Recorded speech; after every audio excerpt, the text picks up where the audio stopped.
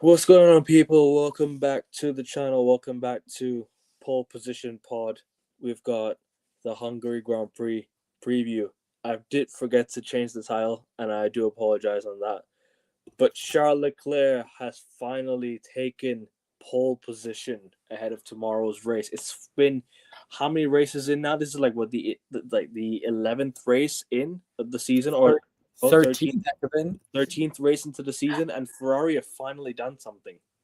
They've finally done something, bro. And it depends if they can translate that into tomorrow's race. But Agastya, welcome back, bro. I know it is not our usual streaming time, but listen, we'll be here. We're here anytime, aren't we? We're here. We're here doing for Charles Leclerc, what he did today, honestly, one of the best moments this season, Ekevin. I don't know about you. Genuinely, how he got pole. I understand everyone will be like Q3 track conditions were erratic. Yeah. They were uncharacteristic. McLaren's were 5/10 off their best time in the entire qualifying. But that's what makes pressure, right? Pressure is when diamonds are made. And that's what Charles Leclerc did, right, Ekevin? I mean, the fact that he finished pole in a car that has no right, let's be honest, Ekevin, Ferrari is good, but in Hungary this weekend, it was probably a top 2 to 3 car alongside Aston Martin. But everybody, whether it's in the world or in the spiritual world, whatever it is, Ekevin, everyone would have told you that McLaren should have been in pole, right? One of Lando or Oscar. I mean, that car is a rocket ship. Elon Musk would dream of making such a dominant car on every track and every surface, but he can't because the McLaren is in a league of its own. But cometh the hour, cometh the moment, Ekevin, none other than the Prince of Monaco, supposedly the 4th best speaking driver on the grid, is on pole. So kudos to Leclerc. That was unbelievable. 4th best speaking driver on the grid, apparently. 4th best speaking driver to some on this panel, but to me personally, I'm gonna go on a limb and say this season, Ekevin, top 2 driver. Him and Max, top 2 driver. I mean, Ekevin, he has scored, I think, more points than everyone except Lando and Oscar in the last 3 months. He's been like on the podium 5 times this season.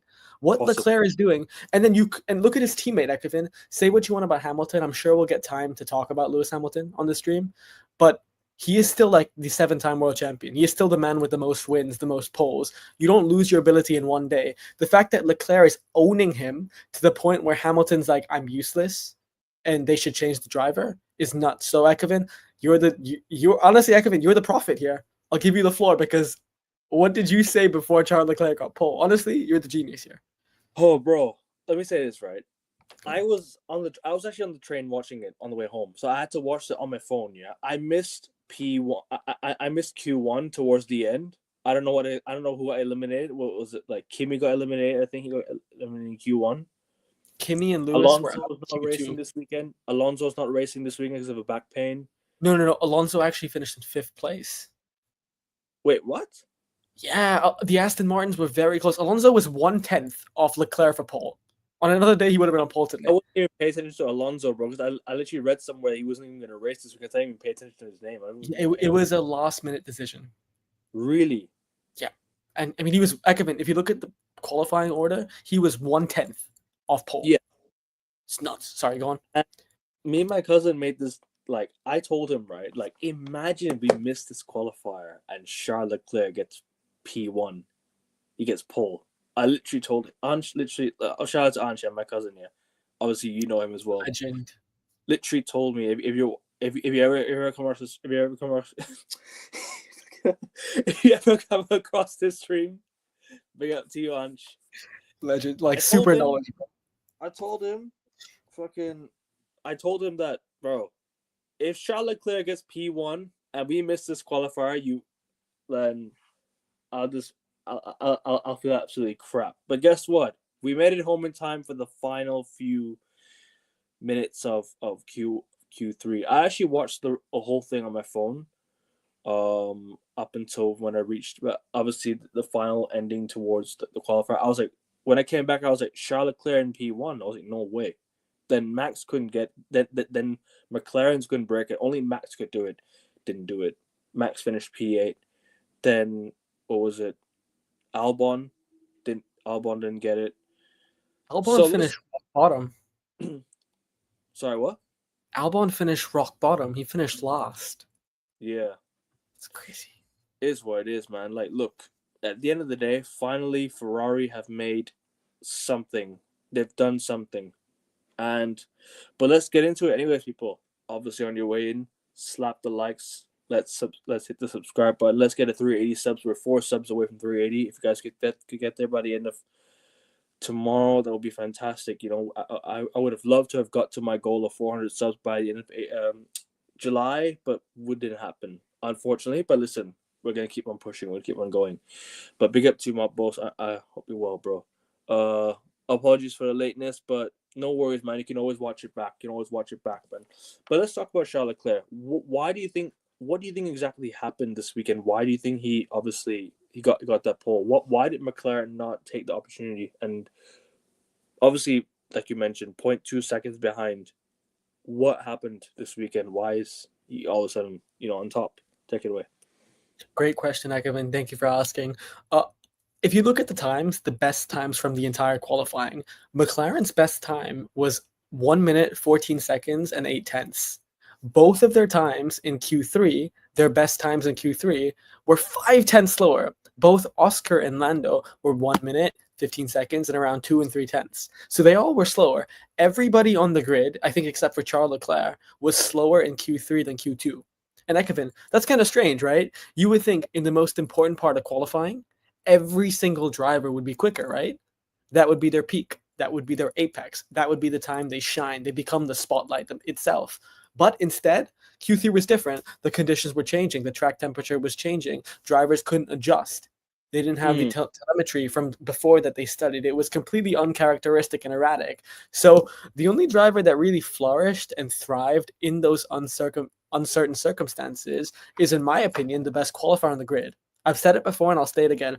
Ekman, I'm not look, I like Charles Leclerc. I think he is a great driver, but I'm not like a super Charles Leclerc fan. There are a couple other drivers on the grid that I support over Leclerc.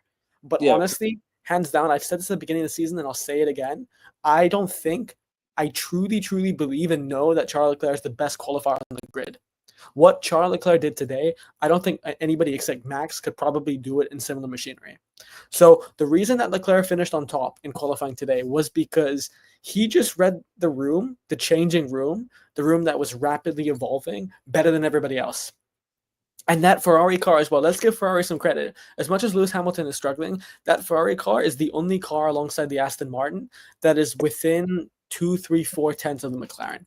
So that's why Leclerc had the car that could do it if he put in the Ken Miles perfect lap, but then he actually put in that Ken Miles perfect lap and did it. So Ekman, kudos to Charles Leclerc. As you said, I'm sure everyone we've seen, if you haven't seen it already, please check out Leclerc's reaction when he got pole, because he was as surprised as all of us. When his engineer told him he was on pole, Ekman, he laughed. He was like, no way, that's not true. Even he didn't expect it. So, you know what? And I'll go one step further. Ekman, do you know what Charles Leclerc's worst track was in Formula One? No. It was Hungary. Hungary is one of the only tracks that he has a negative record at. He's lost to his teammates in qualifying and the race. Yeah. And you know what Lewis Hamilton's best track is in Formula One? Hungary. He's won 9 times at the Hungaroring.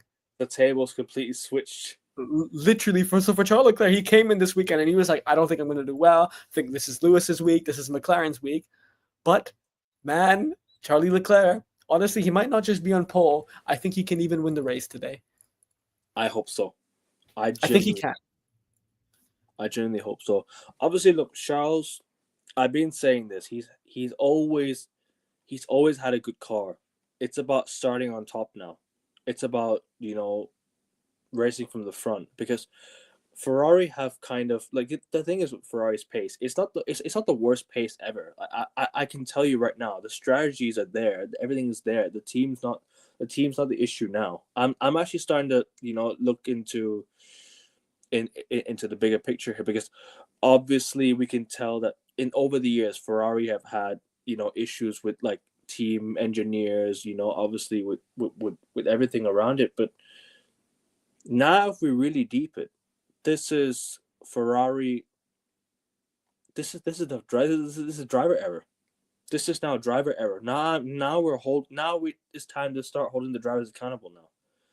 Charles Leclerc finally did what he needed to do, and I've always been saying this: Ferrari have the pace. They just need to start on top, and it's no better no better world, no better scenario than for Charles Leclerc and Ferrari to start on top. And with Lewis Hamilton starting in P13, obviously it did rain for a bit, right? During the qualifiers. I think it rained as well, if I'm not mistaken.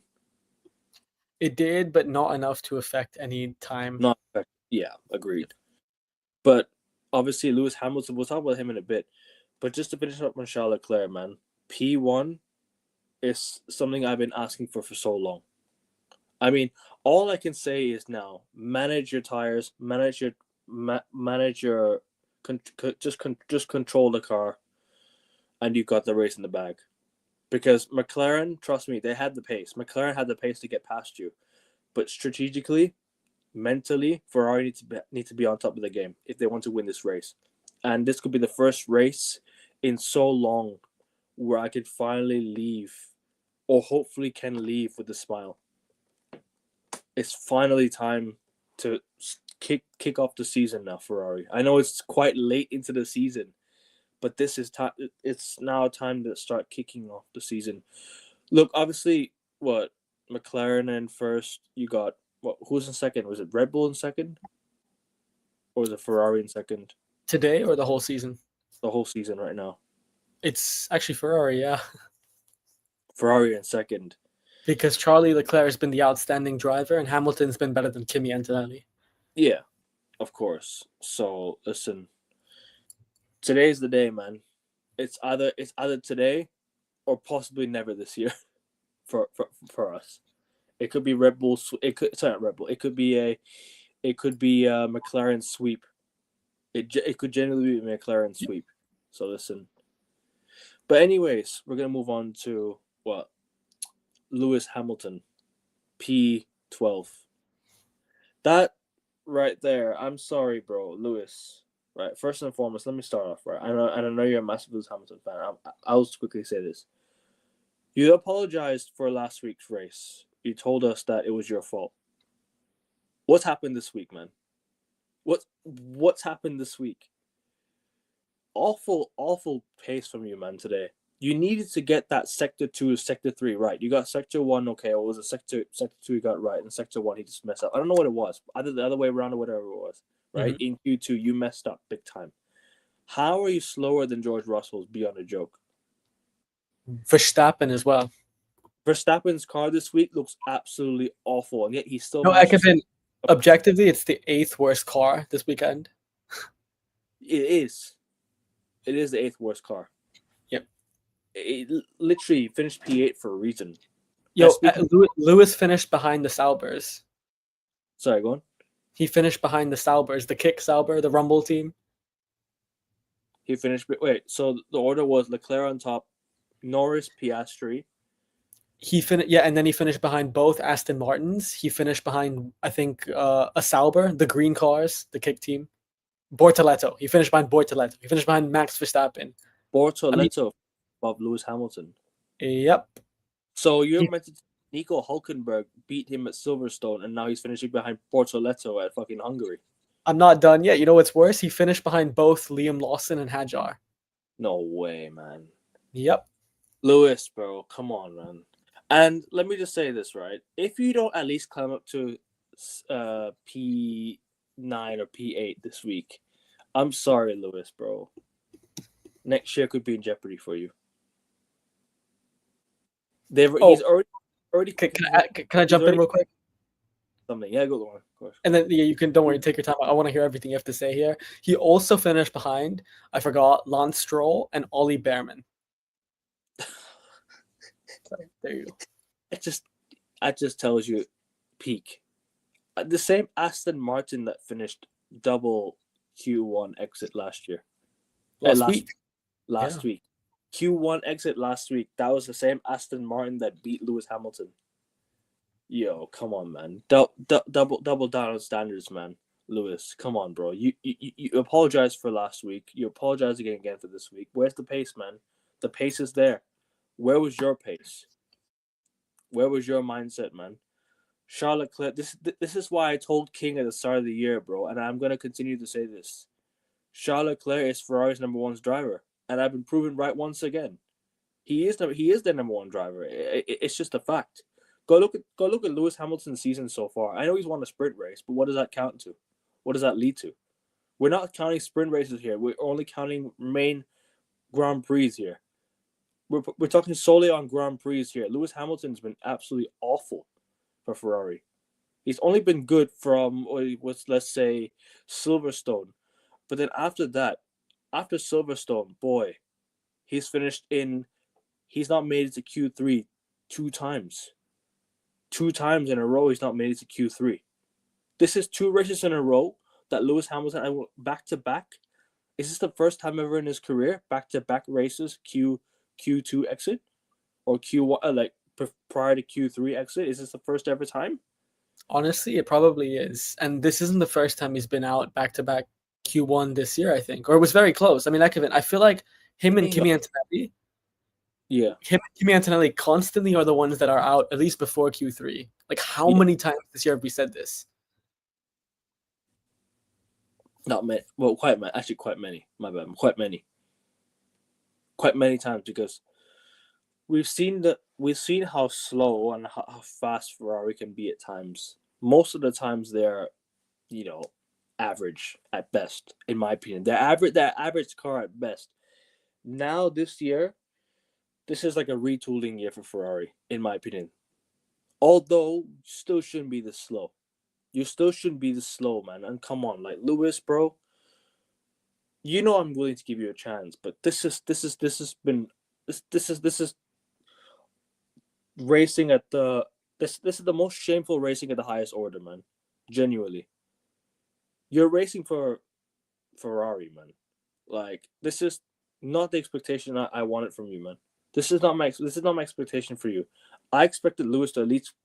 You know what, bro? If he had finished P10 or P9, I'd have been like, do you know what? Okay, fair enough. You at least made it to Q3. But the fact that you've made back-to-back races and you've not made it out of Q2 is a joke. Not made it past Q2. What was it last week? He finished Q1. Yep. And this week Q2. He almost didn't make it. I almost apparently didn't make it out of Q1. Oh, and Kevin, let me add, Ferrari have never finished below or at Q1 at Spa ever before, up until last week. Never finished below Ferrari Q1. have always finished higher than Q1 up until Lewis Hamilton last week. That just tells you, like, bro, it's not looking good for him at the moment. And he came out and said after the race that I'm terrible. I'm useless. And he came out and said they might need to find a new driver. Which, cool, I'm glad you're holding yourself accountable, but how many more times are you gonna have to do this? When back-to-back races. Now, you talked about last week being apologetic and being sorry for finishing where you did last week and how you started last week's race. Okay, fair enough. You at least climbed 11 places. But this week, bro, do I see him cracking the top 10? Probably not. This week is gonna be different. Don't forget, last week was like a wet race, wasn't it? It was a wet race last week. That's why he finished higher, because Lewis on the wet tires can do it, or on wet tires, intermediates. Excuse me, because they don't use wet tires no more in F1 apparently. So yeah. I mean, look. At the end of the day, this is on him. This is all his fault. He needs to hold himself accountable yet again. And next race, bro, come on, man. You cannot be finishing this again. But I know you have a lot to say. I know you want to say more. There's a lot more to say for this. Honestly, I completely agree with everything you said, Kevin. I was going to call you Lewis Hamilton, but you're performing a lot better than Lewis Hamilton today, so I'm not going to disrespect you. Look, I love Lewis Hamilton. Everyone, if you've watched any of these shows, you know how much admiration I have for Hamilton. To me, big up Key Talks, big up Bortoletto's manager, Fernando Alonso. Big up. Nice to see you in the chat. Hell yeah, by the way, Gabby Bortoletto. 1 second, can I talk about him for a few seconds? Yeah. Yes. Course. This man, Bortoletto, he has finished, I think, above Nico Hülkenberg in 7 of the last 9 or 10 races in qualifying. That is nuts, by the way. Nico Hülkenberg is not a slouch. We know he finished on the podium in Silverstone, but even before that, he was the carrier. He was the back carrier. He literally carried Haas on his back. He's one of the most talented drivers in Formula One history, and he is still performing relatively close to the peak of his powers. The fact that Gabby Bortoleto in season one, once he's slowly and then swiftly gaining confidence in that machinery, in that car, he is somehow dunking on Nico Hulkenberg. He is making Nico Hulkenberg look washed, and Nico Hulkenberg is the opposite of washed. So what Gabby Bortoleto is doing, in my opinion, I'm going to go out on an even further limb. Key talks. I'm going to say that Bortoleto is Rookie of the Year. I really believe that him and Hadjar right now are jousting for that Rookie of the Year spot. Yeah, I mean, I'm sorry to you agree said with you. you said this last stream, Key Talks, and 100% everything you mentioned, either you are a prophet, either you're from the future, or you just manifested it magically, because you're right. F3 champion, F2 champion, and now he's cooking in Formula One. Dude, the sky's the limit. I can't wait to see what he produces in Audi. And who knows, maybe he gets a bigger move to like a Ferrari, a Mercedes, or a Red Bull. So kudos to Key Talks. You called it. Yeah. Yeah, you did. Big up to Raja. Hope you're well, bro. Big up to you, man. Like Kimi Räikkönen, to be honest. He'll be back. Kimi Räikkönen will be back. If you know, you know. If you know, you know. Maybe not today, but before the stream, yeah. Yeah. Oh, but after the sorry. Everyone's sleeping on Gabby, but I've been watching for a while. Fair enough, bro. Fair enough. I mean, you called it, so you take the credit right there. You take the credit right there. Lewis is finished. Did you hear his interview? Yes. Yes. Spoke about it just now. Lewis Hamilton's interview was about obviously him calling himself washed, him calling himself not calling himself washed, but he's calling he did. He basically did, except with different words, right? Lewis Hamilton Yeah. said that he's useless. That's the word he used. And then he doubled down by saying that they should replace him. He said that explicitly. Yeah, so real quick, because you asked me about Lewis Hamilton, right? Yeah. Yeah, Lewis Hamilton is sorry, Ekevin, I know you finished that sentence on top, so good. I'm happy for you, bro. But Hamilton, yeah, it's yeah, I mean that's well, honestly, King is a legend. We love King, but right now is not the best time to mention his name because he did say Leclerc is the fourth best French speaking driver in the grid, and he did say that Norris would be out of the sport. I don't think this is the best time for King to get a victory lap, but for sure we can definitely give him one, no doubt about it. Although I think we all did have some positive remarks about Bortoleto, but real quick on Lewis Hamilton, yeah, I mean it's a tragedy. I did say this, and I mentioned this last time as well. Remember I said I have a clip from last year I want to play about Hamilton? Yeah. Remember I mentioned a few streams ago? I can't because my phone is dead again, which is annoying. But next time when my phone is on... Did you restart it again? It's not working. I'll need to buy a new phone.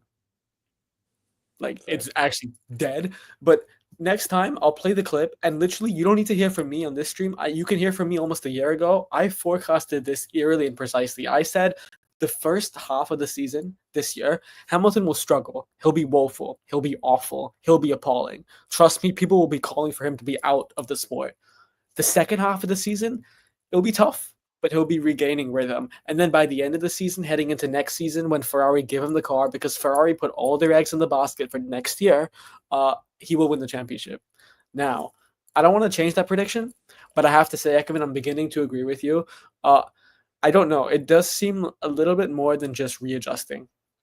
Because for your teammate, as Hamilton said, to finish on pole and you to finish outside of Q3 again multiple times this season. I Leclerc for quite a lot of the time, to be honest with you. Yeah, and even not just that. Leclerc's been on podiums 5 times this year. Hamilton, with all due respect, this year, I can't remember a race apart from China where he looked actually, on par with the car in a hard race, like in a hard or soft or medium race, right? In a race that's not wet. No, I know what you mean. So honestly, I like when it's not wet, when it's hard on a long race, I haven't seen Hamilton, put metal to the pedal.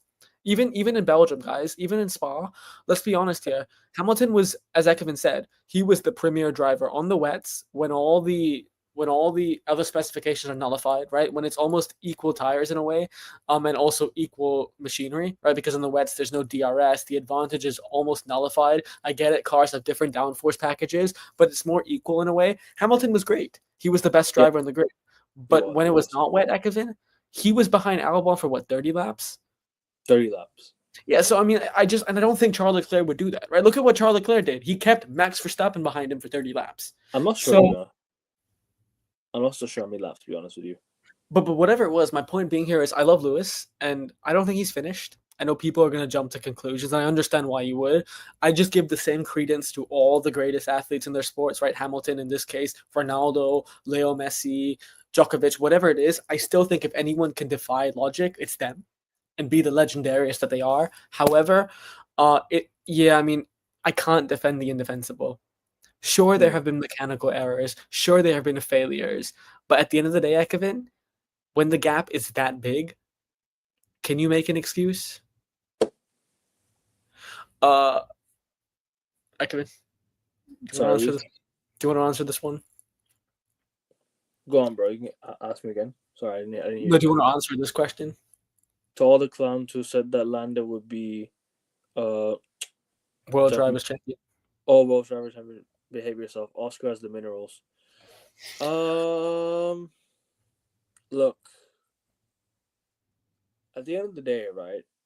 I don't think it's us being clowns or anyone being clowns for saying Lando is world driver champion. Excuse me.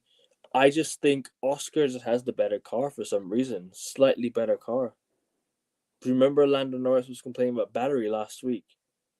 Could it be an issue? Could it have been an issue for him all year long? You know what I mean? I I see where you're coming from. You're right. There have been instances where Lando has felt compromised, but I don't think that's actually the reason. If I can jump in, Kia, I understand this season. We'll both be honest here. Oscar Piastri has been the better driver. Nobody will deny that. And Agreed. you're right. Agreed. Lando's biggest flaw is his mentality. That's the only reason why he's not leading this championship. He makes too many errors, push come to shove. But on that same token, guys, I don't think the gap between Oscar and Lando is that big. I really don't. I Yeah, understand all of you guys are talking about this massive gap. 12 months ago, I promise most of you were probably saying Oscar Piastri needs to be number 2 driver. Lando yeah, needs to be focused. We were facts. literally talking about this on stream. It doesn't change like that in 12 months, guys. Lando Norris is, and he was the guy in 2020 before these regulations, the only one alongside Max contesting the Mercedes. So what I would say, Key, about this is I understand you're right. Lando is too vulnerable, and Lewis is now following in Lando's steps about openly being vulnerable. And that's fine, but to a certain extent, I just think the issue this season is Lando is making too many mistakes. But the Yeah, fact but the fact that Ekevin Lando is making so many mistakes and he's only 15 points behind Oscar, what does that also say about Oscar? Like Ekevin. that says more about Oscar than it does Y- Lando. Yeah, it shows that, in my opinion, guys, Lando's peak pace is better than Oscar's peak pace, Yeah, but because if you Oscar mentally is like the most calm, composed, cool driver on the grid, no doubt. But honestly, Kevin, you're right. Like Lando dunked 7/10 on Oscar in Austria. Then he won it's Silverstone. it's because he'd be so much better. He'd be like 20, 30 points ahead already by now, but he's only 16 points ahead. So there's still a little bit of a gap there. Like he's still within touching distance. Like one race could change everything. Genuinely, if Lando wins one race and Oscar finishes P what? Let's say he 4, finishes below 5. 10. Let's say Oh, let's then Lando's like one first by some horrible distance. race. Lando's back on top. By some distance. Lando's back on top. And I know at the start of the season, people will be like, people can call me out for saying, I did say Oscar was better than Lando. I did. And he is better this season. But guess what? Lando Norris is not out of it yet. Lando just had a slow start. But the slow start still means he's still in touching distance. Don't forget, Lando Norris won the first race of the year as well. People are forgetting Lando won the first race of the year. I think he did, right? If I'm not I mistaken. mean, he won Melbourne, he won Monaco, he won Austria, he won Silverstone. So he's winning the tough races as well. Exactly. So it's still within touching distance. It's still there for him, but he needs to pick up the pace a little bit because he's behind Oscar by a bit. He needs to pick it up. One race could change everything. One race win could change a lot. It could change a lot because all of a sudden it's a 16-point gap, right? You get 25 points for winning, 16 points. Hold on a minute. He's behind by Yeah, 16. 25 for winning, and if Oscar didn't get in the points, he'd be up by 15 nearly. Yeah. So it could literally be it could be single digits within a single race. He could be on top by double digits with the race. Yeah. Or Yeah. honestly. By then it's already like, it could be done. Sorry, you want to continue?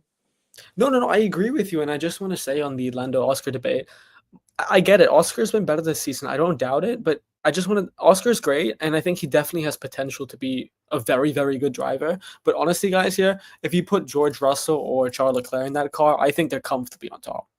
Like, even I really believe both George and Charles, and this is not even mentioning Max. If Max is in that McLaren, guys, it's game over. Honestly, I think Max would have almost won the championship by now. Like, that's how dominant Verstappen is. So, and Eckerman, did you hear that? No.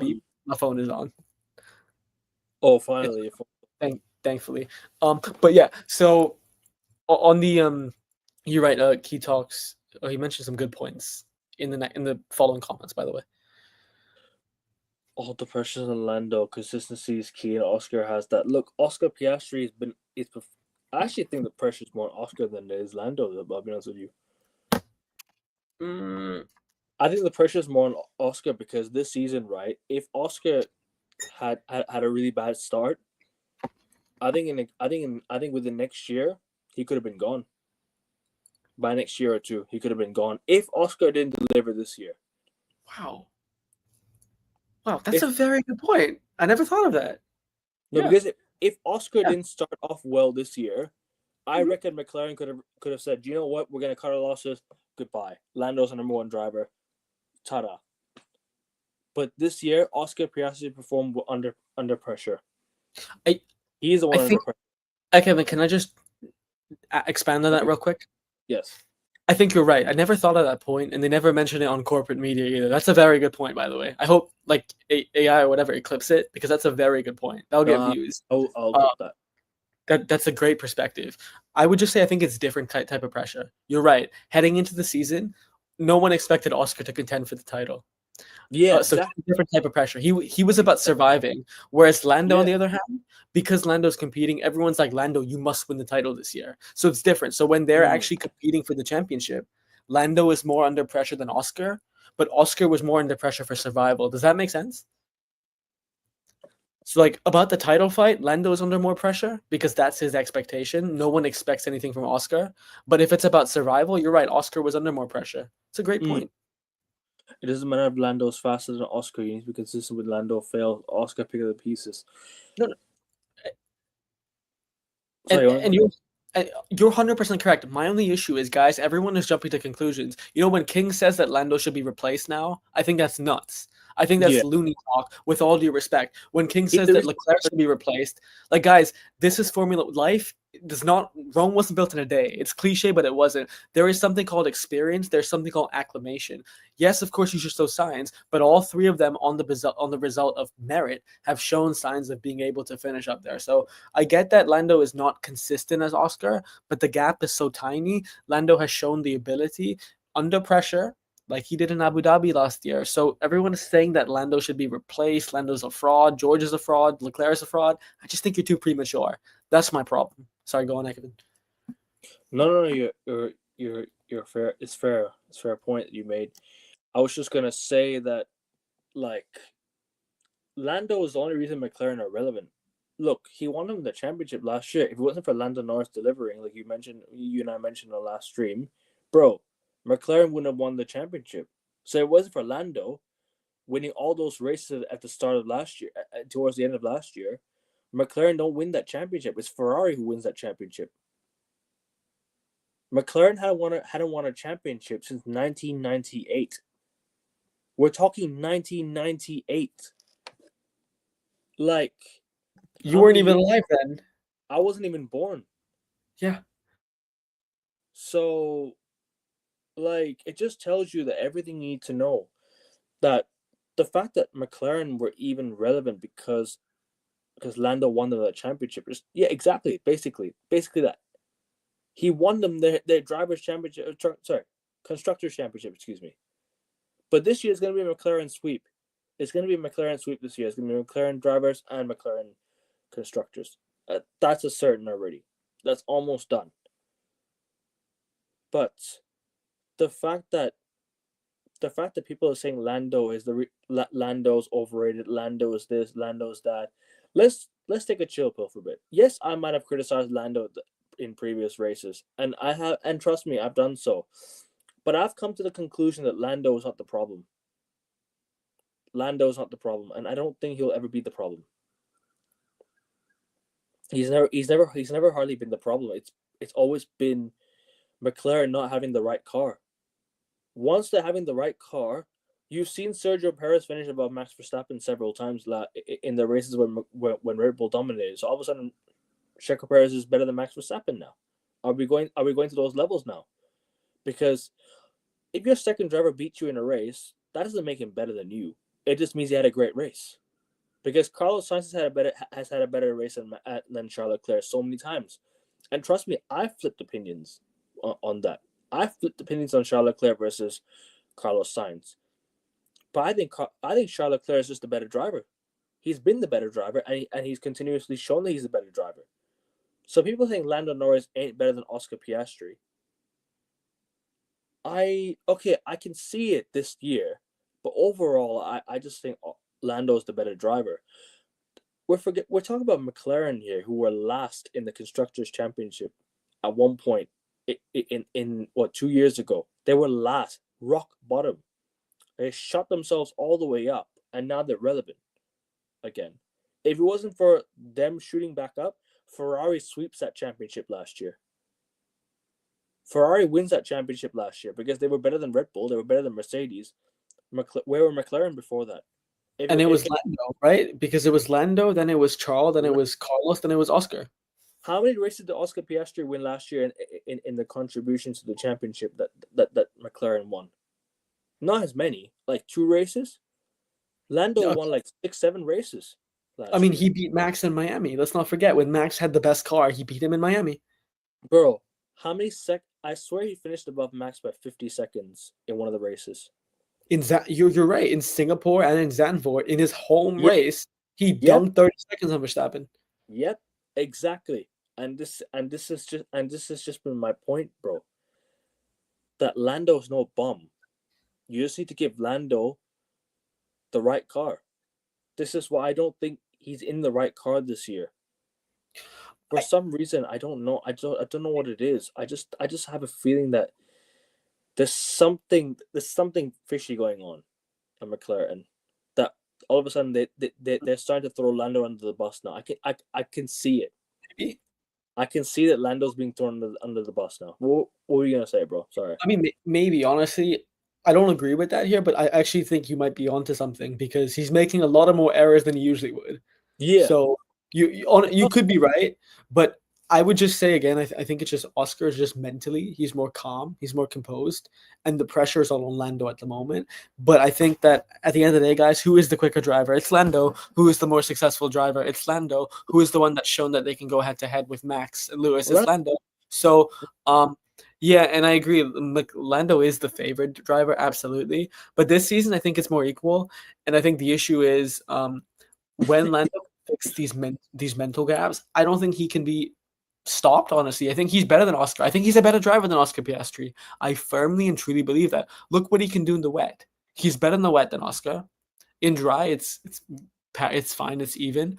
But yeah, I mean, so we'll see what happens with Lando Norris. But I would just say, guys, if this was Max, if this is Charles, if this is George, they're comfortably in front. I don't think Lando and Oscar have both been spectacular. Like, I think Lando has been underwhelming.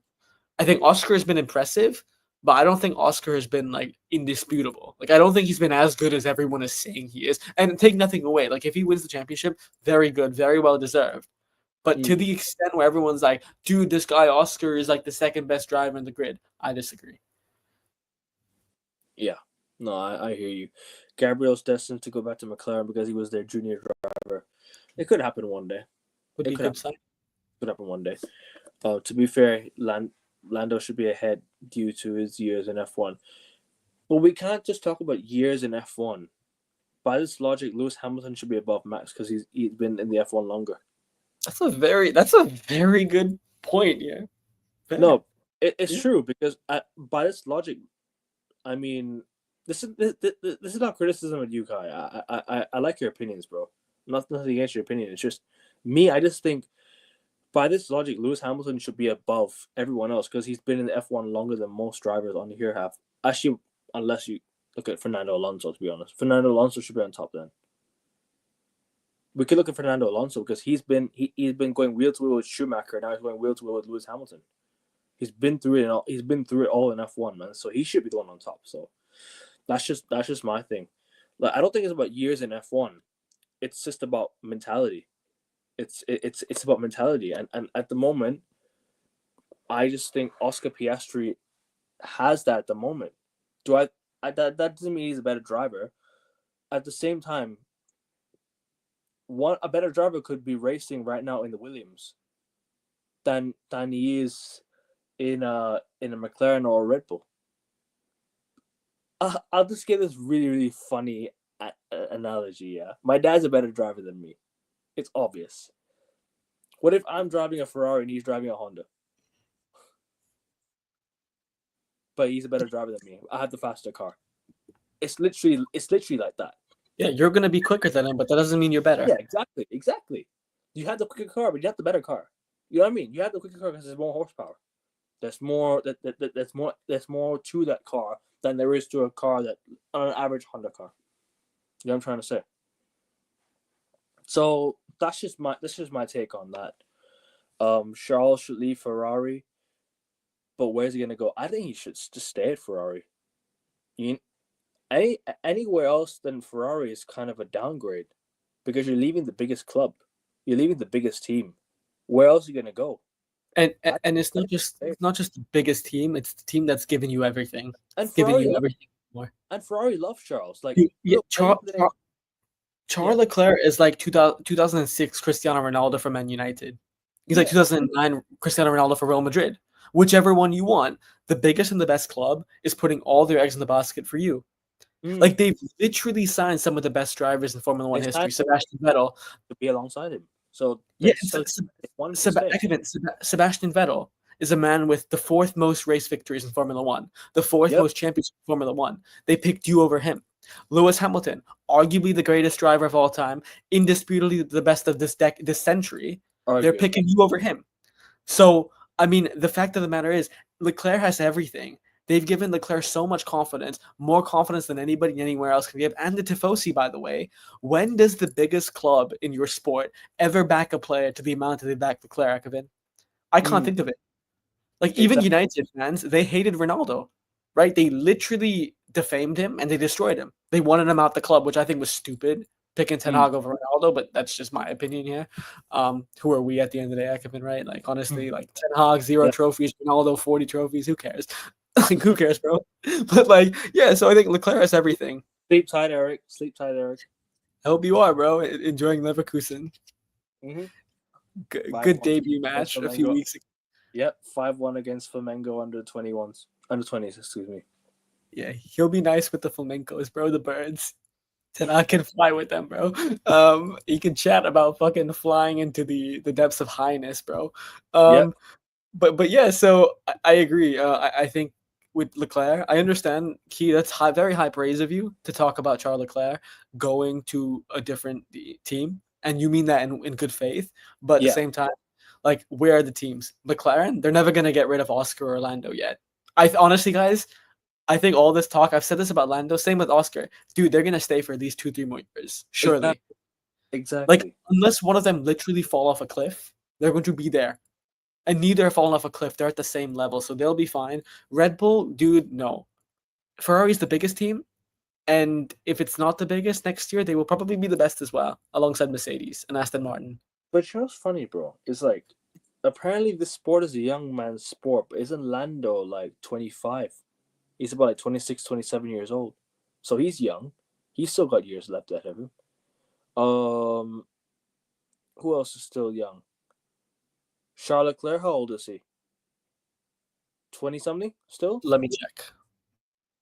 Like, Oscar Piastri is young. There's just so many young drivers on this grid. Forget it's the rookies. There's so many young drivers. Leclerc is 27. Yeah, he's prime. There you go. He's still young. So the fact that it's a young man's sport, when you got still so many young drivers there, getting younger, what is younger? Like 16, 17? Like, and guys, we're looking at what happens when you put one of your youngest drivers ever into a top team, Kimi Antonelli. Look at him. Exactly. Nobody will ever say Kimi Antonelli isn't a great driver here. Yeah, dude. In terms of pure talent, Kimi, honestly, I think Kimi is more talented than both Oscar and Lando here. I really believe that. That's fair. But if you put an 18-year-old guy who's guys, honestly, wait, can we talk about this real quick here? Why is he still doing school? Why is he still in school? Like, I know everyone jokes about it, but he's an F1 driver. Like, you don't need to be in school. Like, why are you taking your exams? Oh, is he 18? Yeah, he's doing his final year. Like, guys, come on. Why is he in school? He's gonna finish. Don't worry. No, but why? Like, dude, he's been doing work. You might as well get your grad. You might as well get your degree. I understand, but like F1 is so comprehensive. The finest of margins make the difference. If you were spending nights working on math, at least he doesn't need to go to uni. You can complete school, and that's it. But I don't even know why he's doing school. Like, he doesn't need to do school. He's gonna be an F1 driver. Like, to me, it makes. But isn't his school done already? Isn't it done with school already? That's a good question. I'm not sure, but because if he's already 18 and it's August, then he's already done with school. I don't know actually, but whatever it is, he should not have been spending like 6 months in school, because I know like he's been actually studying and attending classes. And like, dude, like while you were attending classes, Max Verstappen is practicing on his sim, Hamilton practicing on his sim, Leclerc practicing on his sim. Like, it makes a difference. So Kimi's first year, which by the way is Ekevin, as you love Kimi, I love Kimi. He's the kid of the grid. That's a great phrase. He's the kid of the grid. Unfortunately, he's not having the best of year. And he's also finished outside Q3 in a car that is probably the second best car across the season. So I think he has the talent, but thankfully, because honestly, you know what's a blessing in disguise here? Because Hamilton has been so bad, it's taking all the attention away from Kimi. Yeah. Because everyone's talking about Hamilton and Verstappen's contract with Mercedes, Kimi's being forgotten. But like, the pressure's going to ramp on Kimi, and he honestly could be demoted at some point soon. Just be careful for that here. Yeah, good point here. Let's see Williams back. I mean, Williams were a top team. I mean, I reckon, like, me and Agastya spoke behind the scenes. They're the Arsenal of F1. They haven't won for how many years? I don't even know, bro. Too many to remember. But that's what I mean. Like, that's. And speaking of the Arsenal fan, pops up in the chat. Big up to you, man. Big up to AFC always. Big up to you, bro. I don't mean any offense to Arsenal, by the way. No offense to Arsenal. It's just me saying Williams and Arsenal are similar in ways. Yeah, no offense to Arsenal. Full offense to Williams, Ekevin. Full offense to Williams. Because Carlos Sainz should leave that place. I mean, McLaren favors Lando British car. But to be fair with you, though, I really don't mean to sound disrespectful here. Please do not take this into another account. Isn't Australian another type of British? Technically, you're not wrong. Commonwealth and stuff. You know what? At the end of the day, like, Lando and Oscar do have British roots, so it's not like they favor Lando. I don't think it's favoring Lando. I'll be honest with you. I don't think it's favoring. I think it's more to do with prioritizing and making him better, developing him. They're developing him. I think Lando is also going easy on him as well. I'll be honest with you. I think at the same time, you might think Lando might not be having a good year. I think Lando's going easy on Oscar. Kind of is. In certain races, you've seen Lando say, "Let Oscar take the place." You've seen Lando kind of give up his place for Oscar many times as well. I wouldn't go that far. I just think it's the confidence issue. But honestly, Ekevin, you could be onto something. Remember you saying that, okay? Remember this? You mentioned that the car could be more in Oscar's favor, right? Little bit with setups and stuff. Just remember this in the future, because there could be something if Oscar wins the championship. where there are reports saying that Lando has had, the worst of the setup. So you could be onto something. Mm. That makes sense. I think that big up to you, bro. Big up to you. W. At least you're acknowledging our opinions, but leave your opinions as well, bro. I appreciate your opinions too. People forget Kimi bypassed F3 this season. Basically, he's F2 season. I mean, Kimi, look, I said Kimi Rookie of the Year at the start. I thought Kimi at the start was looking really, really solid. I thought he was looking solid, but I don't know what happened to him in the last few races. Like, he's not had a good race for a few races now. He needs to step it up. His last best race was Canada, the 1 and 3. Didn't he get like P2? Like P2? He was P3 and Russell won the race, yeah. Yeah. That's what I mean. Like, he was in the podium. So Kimi, fair play to Kimi. Like, he's still like a good driver. But I still think he needs to step it up again. Needs to step it up. Everyone forgets. Oh, yep. I'll bring this up in a bit. Sorry about that. I wanted to click this one. Everyone forgets Alex is British as well. True. Alex Albon is British. Yes, he is. Yeah. But he's half Thai as well. But he considers himself Thai. But yes, people, make sure you guys hitting the like button on your way in. Let's get 15 likes if possible. And let's get to 380 subs, guys. 380 subs. We're 4 subs away, guys. Come on, keep subbing. Bro, Celeste was 353 tenths of pole today. I mean, listen, he had a decent qualifying. Oh, I have a stat, Ekman. Go on. On that one, this was the closest ever Q3 in Formula 1 history. Really? Yep. Every car was separated, I think, by 4 tenths. So he 4 tenths. What do you call it? It's very close. He beat what's his name again? He beat Lewis. Gabby beat Lewis. Yeah. Gabby beat Kimi. Charles was ahead of Lando by 0.2. I think it was less. I think it was 0.0 or something. I think it was like 0.02 or something or something. Fernando could have been on pole. Like the Aston Martins, both of them could have been on pole. Probably should have. You're not wrong. Which is another point, by the way. Can we talk about Aston real quick? Yeah, of course. Dude. You talk about the contrast, right, from last week to this week with the Astons. Man, like the fact that even Lance Stroll was nearly on pole this week, that should tell you. Good for both drivers, very impressive. But the car, and this isn't just the track specific, because the downforce this week aligns with their car and their package, but it's because the upgrades that they've been breaking, the Adrian Newey upgrades. My goodness, that Aston Martin car this week has shown you why next season they probably can win the championship, both championships. And Fernando Alonso himself is very confident for next year. Dude, if you're Aston Martin, and then Mercedes, we know they're going to be fine. Look at the capital, look at the brand, look at the engine they have. And then Ferrari will surely be up there with the same reasons. McLaren as well. If you're Max Verstappen and you're seeing this on the week that you officially confirm that you're going to be staying with Red Bull next year, and your car, by the way, should have been out in Q1. Like your car was that bad. It was closer to the worst than the best. Maxi. Poor little Maxi. Poor Daddy Max. Because right now he's not looking like Daddy. He's looking like Daddy Max. I think he's looking dead at the moment because for the best driver in the grid, I feel really bad. But at the same time, you made your bed, Max, and unfortunately, you have to lie in it. But I love your loyalty, but man, it's painful seeing what you're going to have to go through next year. I hope, and if anyone can do it, it's you. But man, good luck, Max. These drivers don't want to smoke with Gabby. Gabby's definitely going to be on his way up. Definitely. He's definitely going to be on his way up in the coming races. Well, better to smoke than to drink and drive, so. True.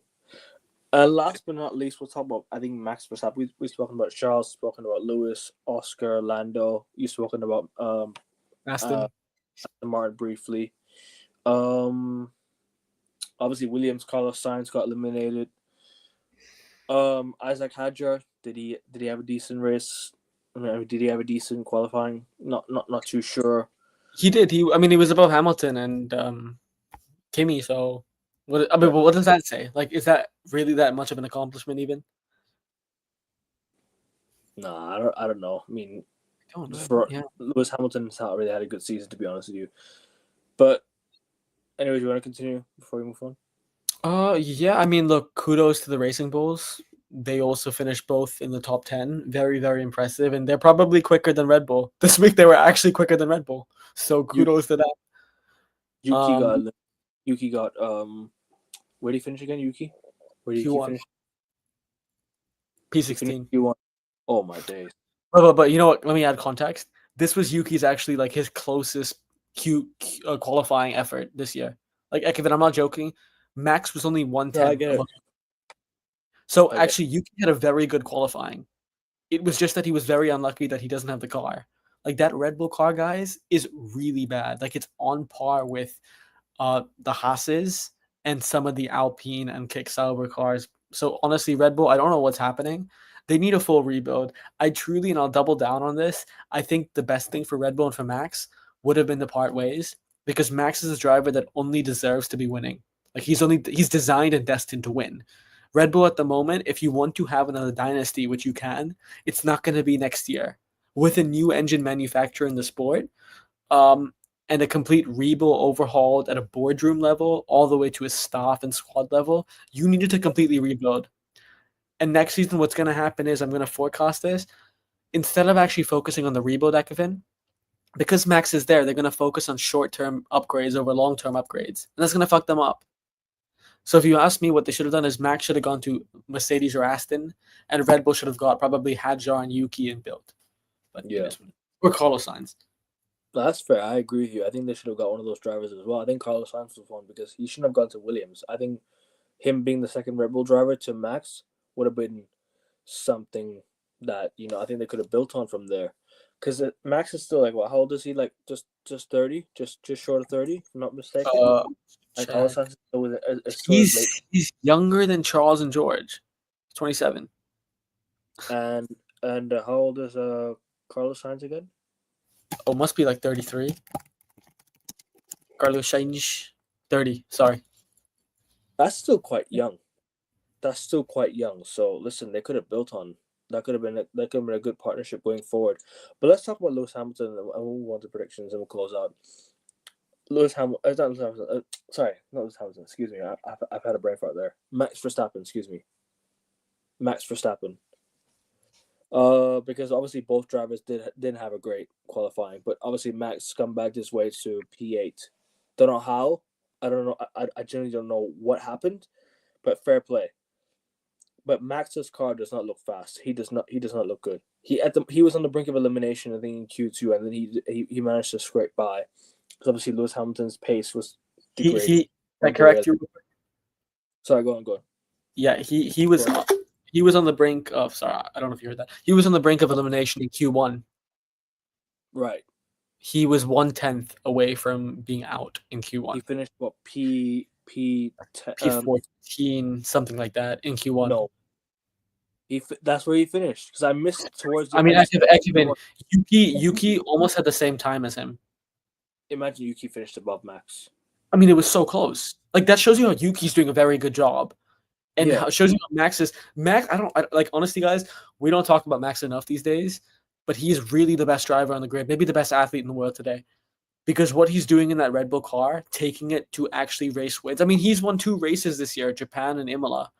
Max is actually a madman. Like everyone, you may not like Max personally and his personality, which I think is great. I love a winner. Ekevin, I'm sorry, I don't know about you. I love how he's authentic about winning. But enjoy it, embrace it, because this is genius and greatness on like a different level. Like I've said this before and I'll say it again. I really do believe he's not my greatest driver ever. I think he's the best driver ever. And I'm not the only one saying this. Niki Lauda said the same thing. Jenson Button, Nico Rosberg.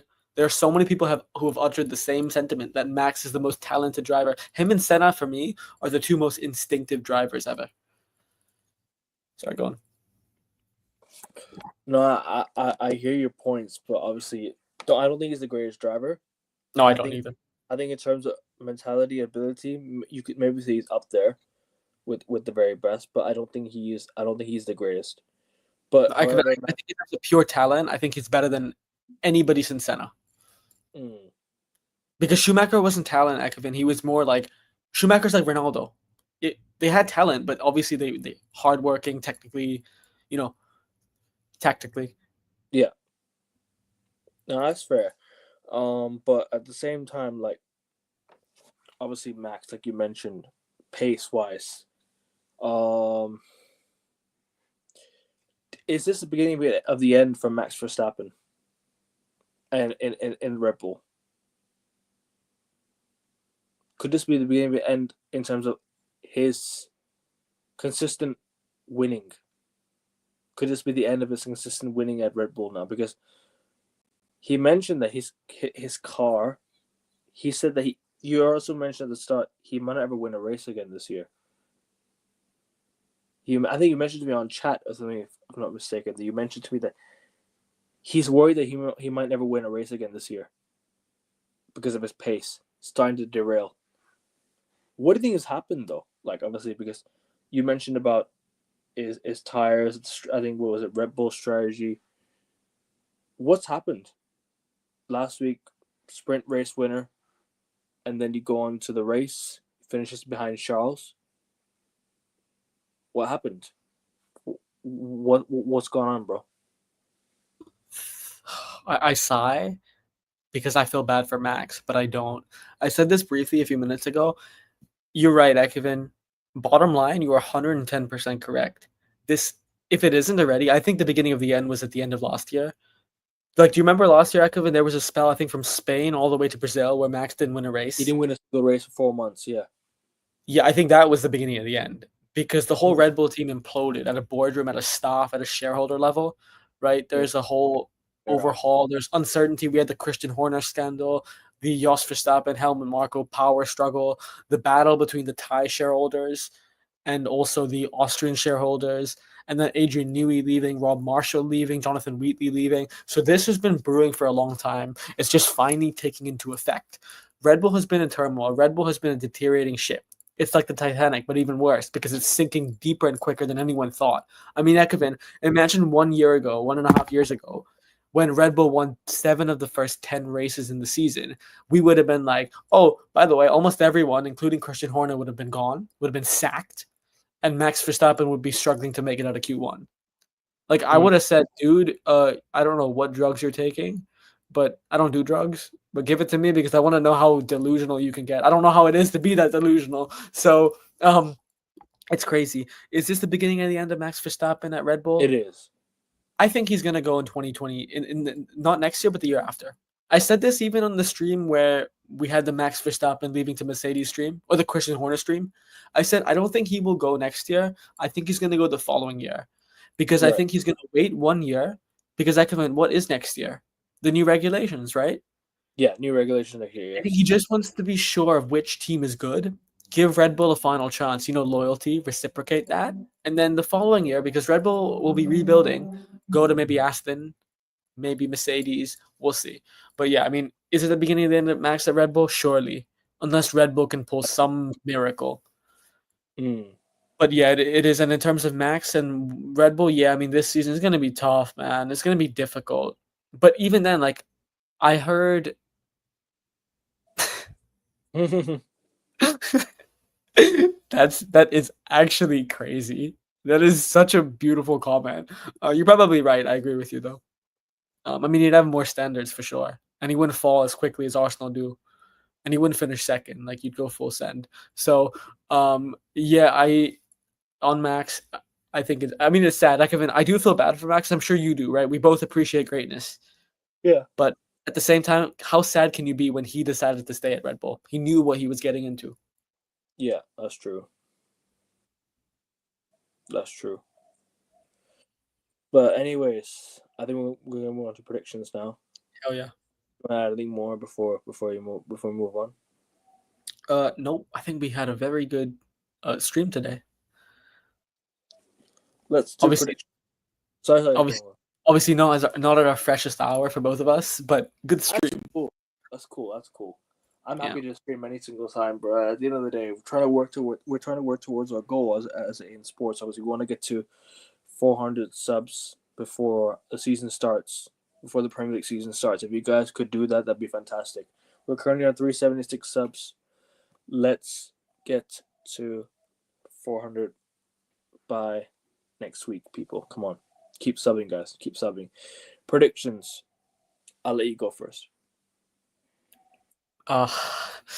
I really want to pick Leclerc to win. I really want to pick. And Hungary is a track where there's so little overtaking opportunities.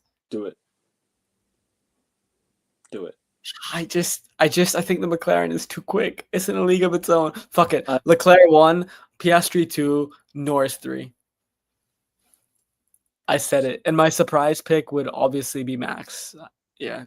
And like outsider pick for like top 4 championship. Yeah, it would be Max. Race win contender. Okay.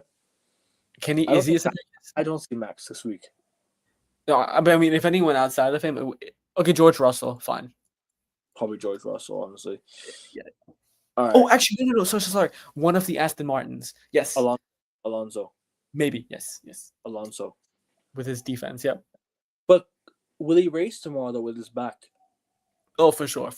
Because obviously, that he mentioned that I don't think he had issues with qualifying. It's when you have to go through a whole, what do you call it, race. How many laps are there tomorrow? I mean, it'll be an hour and a half of racing, so yeah, it's difficult. And what time is the race start tomorrow? Is it 9 p.m.? No, 8. 8 p.m. Okay, cool. So we'll go live straight after the cool. Straight after. My predictions. I agree with you. Charles P1. Come on, let's do it. Let's believe. Charles Leclerc to win tomorrow's race. I beg. Ekevin, let's believe. Lando number 2, Piastri number 3. Come on. We believe in you, Charles. We really do. Outsider, either George or Max. Or Lewis Hamilton might climb up. Who knows? I'm kidding. Lewis Hamilton. No way. I don't see him cracking top 10 tomorrow. Unless he finds a way. P9 would be good. Probably, honestly, out of all the drivers that are there, Alonso, Max, George. Max is the more logical choice, though. I don't know, bro. Sorry. I have to add. Let me not forget before he come. I was gonna say something I wasn't supposed to. Before he gets on our ass. Bortoleto. Don't forget, Ekevin. Also Bortoleto. Outside our pick. Bortoleto. Yeah. I just thought of something very, very funny, bro. I'll send this to you after the stream, yeah? I'll send it to you after the stream, bro. No, I just checked the chat. This is what I was gonna say, Ekevin. Instead of saying, gets on our ass. I'll tell you in a bit. We keep it a PG. I'm gonna go. I'm gonna go Charles Leclerc P1, Oscar Piastri and Lando Norris. And outsider, I'm probably gonna say Max. Honestly, probably Max or George Russell. I don't know. It's so tough for me to decide the outsider this week, man. Fuck. I mean, I guess it's those 3, right? Alonso. Say Max. Lazy answer. Why not? I mean, he's P8, so it is an outsider. It is. But like to finish outsider is outsider podium or race win. Outsider of those 3. Yeah, it'll be or Alonso. Alonso. Lewis, if you can finish on the podium, that'd be fucking nuts. Bro, if Lewis can do it, man, that'd be fantastic. I mean, he can. I mean, if he gets prime Lewis, he can easily. If Lewis ends up finishing in near podium place again, I'm gonna ask him to finish in the bottom half of the fucking table. Yeah, from between 10th to 20th every single time now, because he can qualify from there and still make the top, still crack the top 5, top 6. That'd be insane. But that's true. But guys, we are gonna wrap it up here. Unless you want to add anything more before we close out. Charles, we believe, we bleed. Believe in you, man. Come on. Give us one miracle, one masterclass before the season break, because we're done for 4 weeks. 4 weeks? Yeah. It's the last race for 4 weeks. Yo, till September then. Yeah, till the first, almost the first international break. That's fucking mad, bro. Yeah. That's fucking mad. I can't lie. But Come on, anyways, Charles yeah. on the high foot. Yeah, come on, Leclerc. Come on, bro. Leclerc. Charlie Leclerc. And yeah, the guy actually ended up commenting on the video. Like Oh, really? we all found the guy. Yes, we found the Wait, guy. did Charles meet the guy? No. But They're he was surely just gonna meet. remember Charles and Lewis were saying we're looking for that guy who said Leclerc, and the guy who said it ended up commenting on the video. We all found him. No way. That's because they found the original video, which had like so many had like 1 million likes or something yeah. like that. People who don't watch Formula One know that. Leclerc. If Mayas and Cisco Watkins is not a really good window for you guys. We're not talking about United on the stream, but listen, I'll be back to talk about United, I think, later with Rasta, so make sure you guys tune in. I think in about 6 hours, 7 hours, I'll be back live again. I'm going to go back to sleep. I'll be back again at about in under 12 hours. It's under 12 hours. In under 6 hours, I'll be back talking United Everton preview. Gonna talk preseason so far, transfer rumors and all the good stuff. But guys, make sure you guys slap the likes. Show some love in the chat to Agastya and myself. We stayed up late, 5 a.m., 6 a.m. to do this for you guys. If this doesn't deserve likes, if our takes don't deserve likes today, I don't know what does. So guys, I'll even go as far as say 20 likes, guys. 20 likes on the video. We can get it, guys. Come on. 20 of you watching, 20 likes. Let's get to come on. There's 20 of you watching, yeah. If any of you haven't subbed to my channel yet, yeah, at AIN Sports 7, right? This is the channel here. At AIN, I'll type it in. At AIN Sports 7. We're currently on 376 out of 400 subs. Guys, if 20 of you sub right now, we're literally on 4 subs away from 400 subs. We're gonna get it. I believe. Come on, guys. Keep subbing to the channel and keep liking the video and subbing. Let's get a 20 likes. And let's get at least close to 400 subs, guys. Come on, you know the drill. And we got stay big up to you, bro. Anything you want to add before we close out? No, I mean, dude, guys, the fact that he's gonna do a stream with Rasta about United in a few hours, and then he'll do the race review stream. If that doesn't deserve a stub, if that effort doesn't deserve, I don't know what does. And watch the United game and then do a review again afterwards, guys. Come on. Crazy. Work rate. For a channel like this, you don't expect the work rate to be this much. Listen, I'm United players. If that doesn't show you what you guys should do this season, look at that work rate. Donnarumma, Sesko, Watkins, who cares? That's the work rate that wins championships. That's the bare minimum. Not for you, but for the United players, of course. Like you're over exceeding your work rate. Like, my goodness. Come on, guys. Slap the likes, hit subscribe, and we'll be out. Peace. Forza Ferrari. Come on,